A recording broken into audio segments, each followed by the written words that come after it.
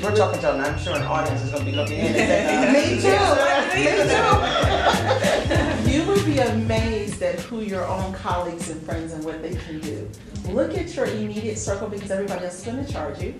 And of course, they need to make their money too. Look at your friends, your girlfriend, your sister friend, your boyfriend's sister, your aunt.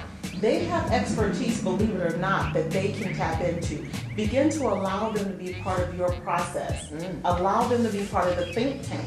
They'll come in, hey, I can do the graphic, hey, I can do the Kinkos, or I can do the whatever, and you concentrate on design.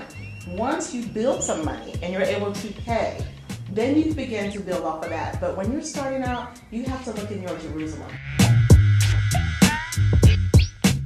So now how do you keep everything current? Because I think that's important too, meaning how do you utilize and manage your time and your business, like making sure your website is current, right? Those kinds of things, right? Oh my goodness. Well, I mean, this is all important. It's all right. Well, as we know, when this you is go critical. to like a LA Fashion Week or a New York Fashion Week, Yes. it's the moment. Yes. As soon as that runway is over, you can click on that website and see that. And it's up show. there. Now, I'm not saying that we have to be that efficient. However, it's critical that those seasons are updated immediately. It has to be so right away that it has to make sense. It has to. Because folks are, I don't know if you know the minimum time folks will look at your website, and if they're not caught in the 2 first seconds or whatever. probably 10.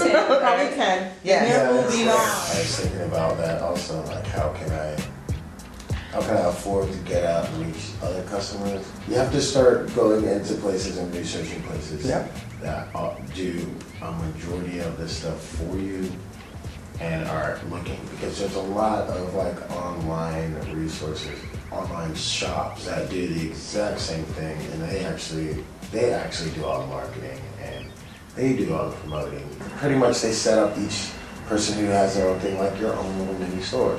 Oh, okay, so they have retail shops online. Online. But Sure, that's a then big marketplace for a lot They of send people. out a lot of flyers, they have Mhm. a lot of customer base, like Do you over guys 1 million target customer online? base. Other stores, retailers, online retailers? I work with sales reps, Okay, all sales, mostly sales reps? primarily. Yeah, Okay. you should try it. It's something that it takes out the middleman, and then they do all the fundamentals. Another thing that I'm seeing that's changing is the timing, because sometimes people will come and they'll only have, when I'm looking at the financial statement projections, they'll only have revenue coming in from going to a trade show. And what I get them to understand, that is not enough today. That might have been okay a few years ago, but that's changing, and it's changed just drastically. And of course, a lot of times they don't believe me until they go to the trade show, and then they realize they're just not going to get all those sales that they thought they were going to get. I think personally, trade shows are excellent, but that's just one way of getting your product into a retail store and into the hands of the consumer. So as business owners, research of marketplaces are very important. And I would say not anticipate, but research. Let's say if you're going to any city, XYZ city, what are the retail corridors in that city that you can go after, right? This is guerrilla marketing. If you don't have a lot of money, Well, yeah, that's what I'm you've got to saying. You've got to do guerrilla marketing. Say, I'm going after that city, and what does that mean, right? I think going back to seasons and finding items when you want to find white, when you want to find Yes. white, one of the things that I changed my thinking on is stop feeling like you need them.